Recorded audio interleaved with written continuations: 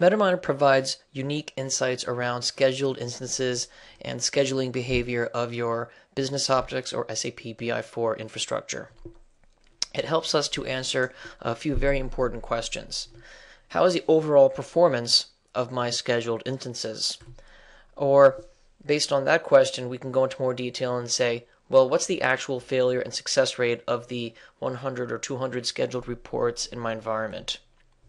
And for those reports that do fail, we want to further drill into the details around that and understand what were the error messages for the given server or server groups where these reports did fail, and what can we do to correct them.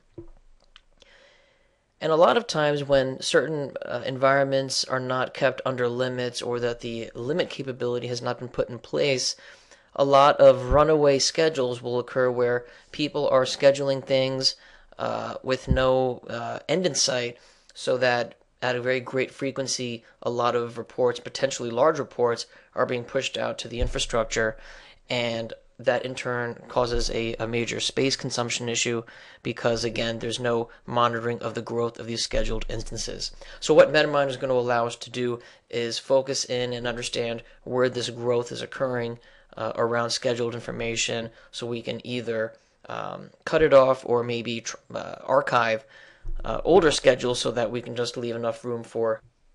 Let's dig a little deeper and take a look at the scheduled instance analytic that comes packaged with Infolytik MetaMiner. The first thing that I see when I open up the instance dashboard is a number of very high-level metrics that give me an overview of the performance of my running schedules. Right off the bat, we can see that in green I've got a 99.60% success rate, and again, this threshold can be defined based on any parameter that we want to feed into it, which would then report, 50 to 70% would be yellow, 75% or 70% to 100% would be green, etc.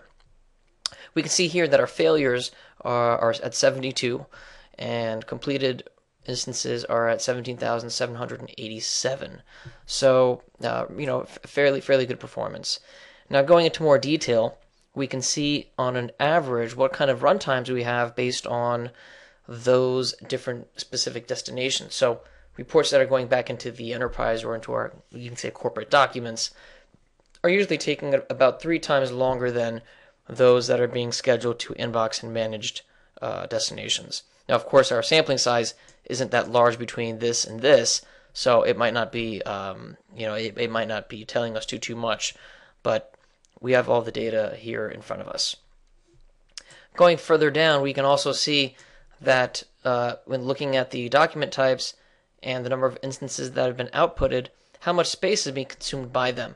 So we can see that there are a lot of web reports that are being pushed out to the infrastructure that have a lot of data most likely in them, and then we've got out of our Excel files about 50 megabytes worth across 9,000 instances, which actually is pretty good. And then we have a small sampling here of full client. Now, when we look at this report, we can also see that we have failures. Now, of these failures, it's very helpful to us to be able to drill into the failed schedules and then see, based on in the name of the instance, the location that the instance resides, who submitted the instance, and then the machine that was used in the schedule attempt, finally what the actual error is. So going through it, we see we have a few different errors. One looks like maybe the database couldn't be reached, some engine or server initialization issues, etc.